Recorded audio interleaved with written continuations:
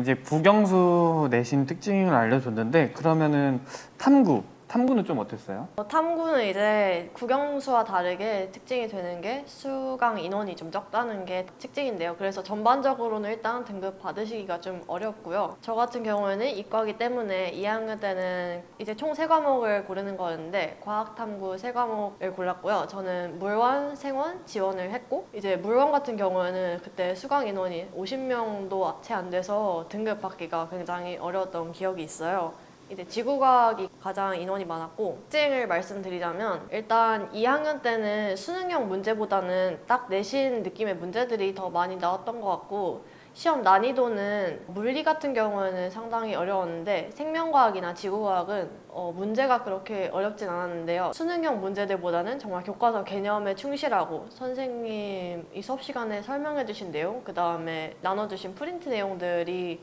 꼼꼼하게 좀 많이 나왔던 것 같아요. 그래서 난이도가 높은 편은 아니지만 일단 수강 인원이 적고 등급 받기가 어렵기 때문에 내신 받기가 만만하진 않았고요. 저희 학교는 좀 달랐던 게 이제 탐구 3과목을 보게 되면은 첫 번째 과목을 35분 보고 그 다음에 3분 동안 과목 교체를 하고 또 35분 시험을 보고 하는 식으로 시험을 봤는데 수능처럼 개인당 문제 봉투를 부여받고 35분이라는 짧은 시간 안에 문제를 풀어야 했었어요. 그래서 문제 수가 막 50분 시험, 60분 시험에 비해 막 절반 수준이 되는 것도 아니고 문제 개수가 그래서 시간은 좀 빡빡한 편이었어서 시간 관리 잘 하시면서 시험 보시는 걸 추천드립니다. 그리고 3학년 때는 제가 3과목을 또 마찬가지로 선택하는 거였는데 이과는 2학년 때는 과탐만 3과목 선택하는 경우가 많은데 3학년 때는 2과목 3개 하는 게 아무래도 벅차기 때문에 저는 2과목 2개와 그 다음에 사회탐구 과목 중에 문과 학생들이 선택하는 사회문화 과목을 수강했었습니다. 근데 이제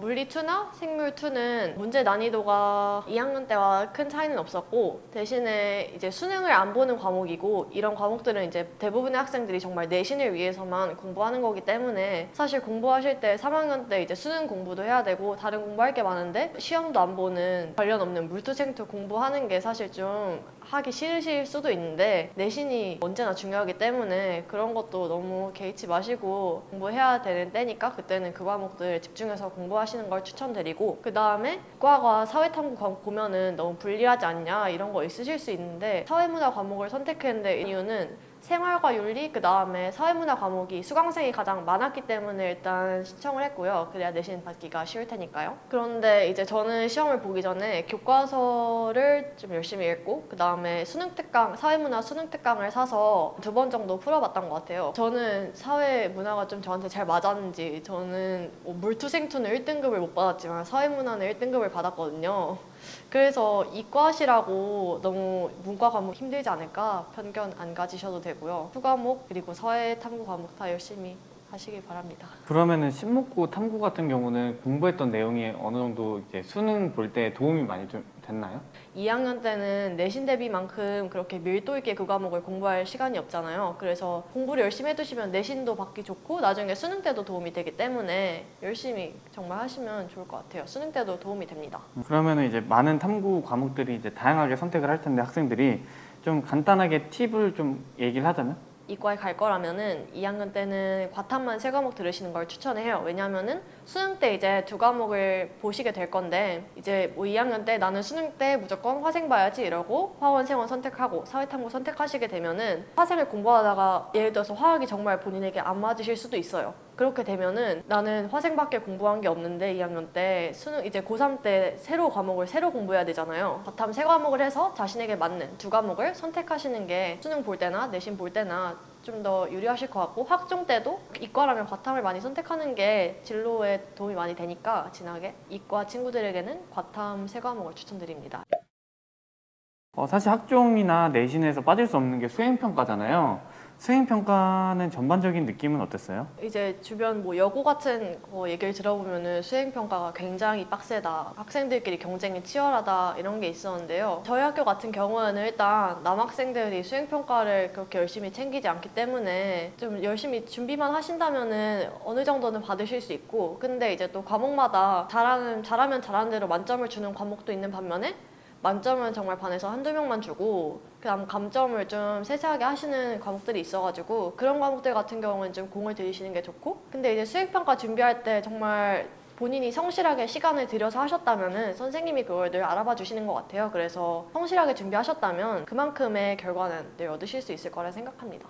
수행평가 비중은 어떻게 되세요? 과목마다 다르지만 수학 같은 경우에는 좀 적은 편이라 20%고 국어는 35% 정도, 영어 같은 경우에는 40% 정도 됐던 것 같아요. 그럼 영어 수행평가는 보통 어떤 게 나와요? 영어로 발표를 하는 수업도 있었고, 영어로 뭐 본인에 대해 소개하는 에세이를 써서 외워서 발표하는 그런 것도 있었고, 원서를 하나 선택해서 이제 시험 범위에도 나왔다고 아까 말씀을 드렸는데, 그 책을 가지고 뭐 연극을 하는 경우도 있었고요. 그 책을 이제 본인이 계속 읽으면서 그 독후감 같은 거를 짧게 작성하는 그런 활동들도 있었던 것 같습니다. 이제 연우 학생이 느꼈을 때 수행평가가 가장 좀 까다롭다라고 느낀 과목은 뭐예요? 가장 좀 점수가 받기 힘들었던 건 국어였는데요. 국어는 이제 뭐 대부분 이제 글을 쓰는 거였는데, 이게 글을 쓰는 연습을 평소에 할 기회가 많이 없다 보니까 수행평가 때 막 준비한다고 그게 글쓰기 능력이 오르는 게 아니잖아요. 평소에 글쓰기를 좀 어려워하셨다면 국어 수행평가 글쓰기가 좀 부담이 되실 수도 있을 것 같아요. 또 글자 수도 막 적은 편이 아니라서. 그리고 영어 같은 경우에도 평소에 영어 말하기 같은 거에 자신이 없으시면은 학생들 앞에서 발표도 해야 되고 스피킹도 해야 되는데 그런 면이 좀 부담이 되고 어려우시지 않을까 싶습니다. 대부분 전반적으로 그냥 무난무난한 정도다라고 할 수 있나요? 네, 탐구 과목 같은 경우에는 실험을 하고 뭐 실험 보고서를 작성하고 이런 게 수행평가이기도 했고요. 문제를 푸는 물리 같은 경우에는 퀴즈처럼 문제를 푸는 수행평가도 있었고 했는데, 그런 건 이제 수행평가 공지를 해주시면 그때부터 준비하면 충분하다고 생각됩니다. 이렇게 내신에 대해서 자세하게 얘기를 해줬어요. 그래서 마지막으로 각종 대회 같은 거를 알 수 있는 비교과에 대해서 좀 얘기를 해주세요. 먼저 1, 2, 3 책 읽기라는 프로그램이 있는데, 이거는 1, 2, 3학년 다 있는 프로그램이고 점심시간이 이제 12시부터인데 그래서 12시부터 12시 반까지 학교 도서관이나 혹은 본인 교실에서 원하는 책을 골라서 30분 동안 읽고 간단하게 이제 독서 기록을 작성하는 건데요.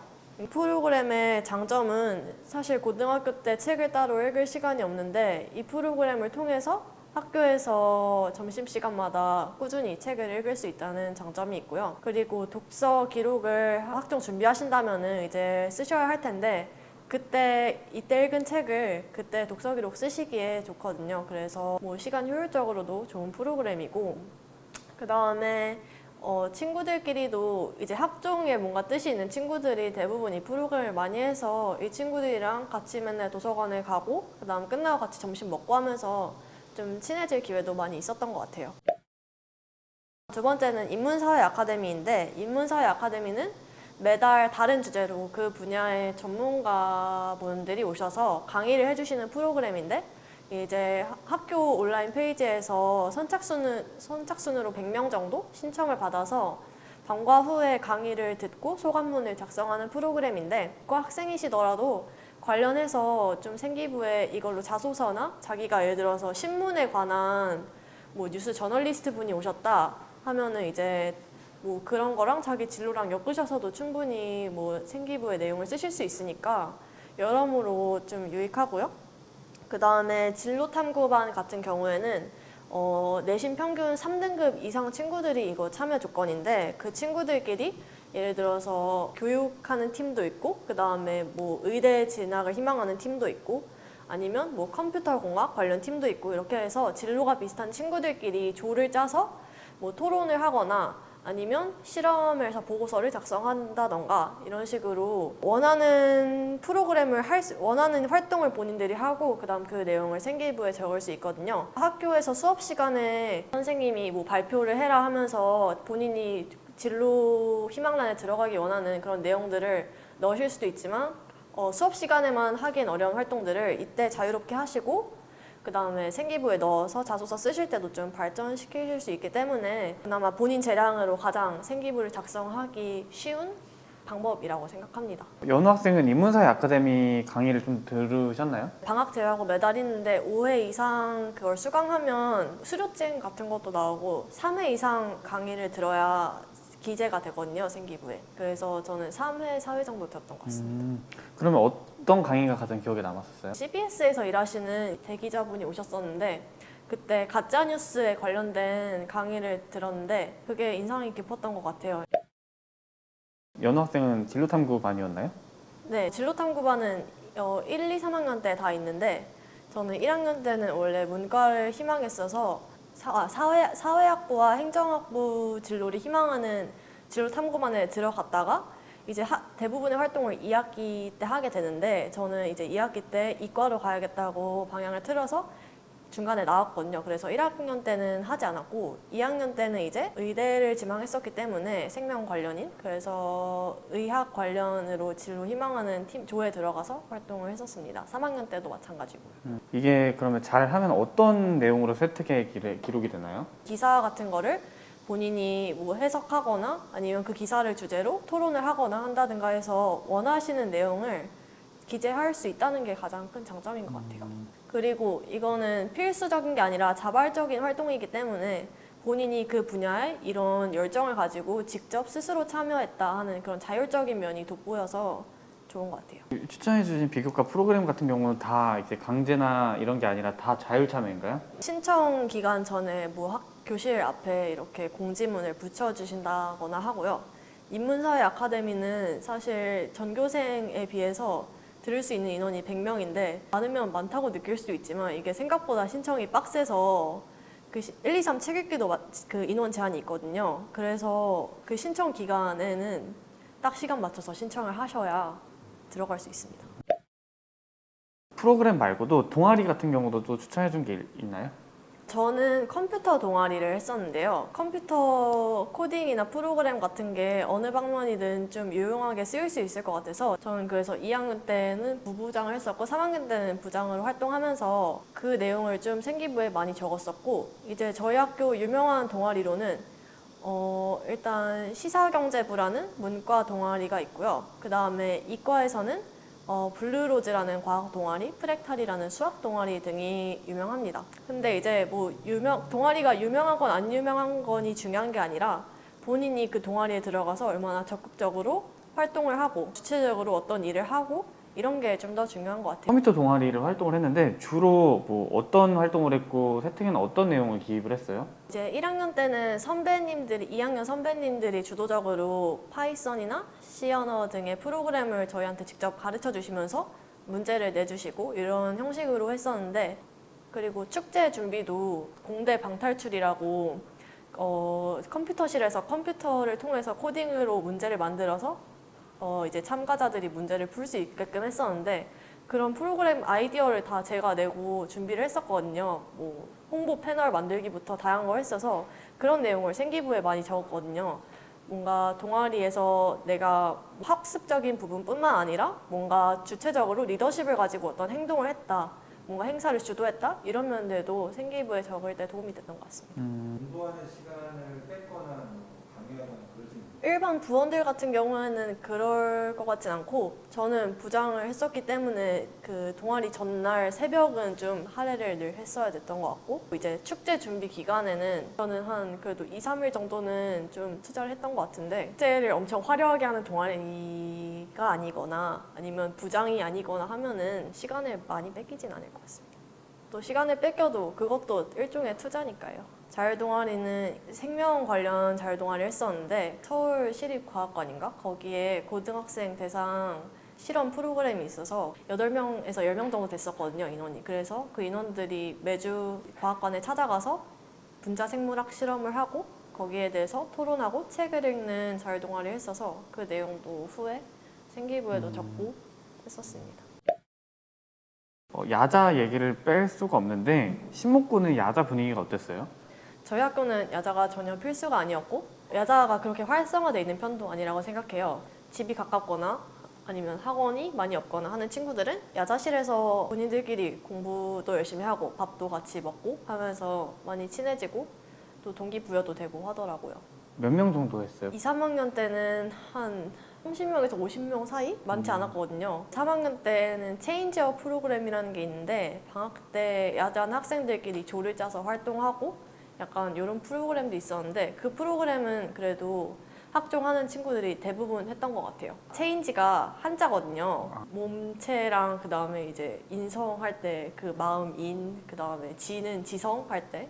그래서 체인지 업 해가지고 3학년들 학종 준비하는 3학년들을 위한 뭔가 스스로 모여서 공부를 하고 뭔가 토론을 하고 이런 비교과 활동이었는데 그 활동은 야자가 위주였던 활동이었습니다. 네, 이렇게 비교과까지 잘 얘기를 해줬는데 이제 거의 마지막이에요. 신문고를 추천하는 후배랑 비추천하는 후배 각각 좀 말씀 좀 부탁드릴게요. 저 같은 성향의 친구들에게 추천을 드리고 싶은데요. 일단 너무 주변 환경에 휩쓸리지 않는 거, 너무 막 엄청나게 자기 주도적일 것까지는 없어도 되지만 그래도 어느 정도 챙길 건 챙길 수 있는 사람 스스로, 강제성이 없어도 뭔가를 자의적으로 할 수 있는 사람, 그런 사람들에게 추천하고요.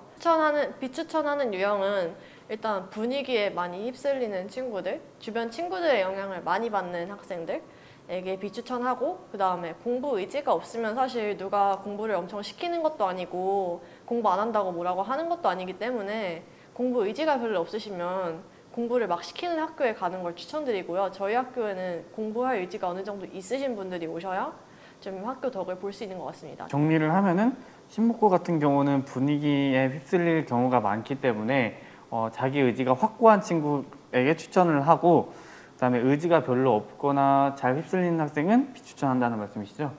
네. 남학생은 그냥 남고에 가시는 걸 추천드리고요. 신문고는 그렇게 추천드리지 않습니다. 본인이 무조건 전교권이다 이런 확신이 없으시다면. 여학생이 뼈 있는 조언이라고 저는 생각이 들고요. 아들을 두신 자녀분들이나 이걸 보고 계신 남학생분들은 신문고를 좀 고려해 주시길 바랍니다. 그다음 마지막으로 신문고를 현재 준비하고 있는 학생에게 한마디를 좀 하자면? 중학교 때도 공부를 이제 어느 정도 하셨고 공부 의지가 있으시다면 신문고에 오셔서 자유로운 분위기에서 본인 하고 싶은 공부를 하시고 원하시는 대학에도 진학하실 수 있을 것 같습니다. 고등학교 입학에 고민이 정말 많으신 분이라면은 신문고를 선택하셨을 때 정 안 맞진 않으실 것 같아요. 무난한 스타일의 학교이기 때문에 본인이 무난한 성격이라 무난한 스타일이시라면 신문고에 오셨을 때 후회는 없으실 것 같습니다. 마지막으로 저희 공식 질문 하나 있는데 솔직하게 답변을 해주셔도 돼요? 네. 다시 고등학교를 선택을 하게 된다면 어디를 가고 싶으세요?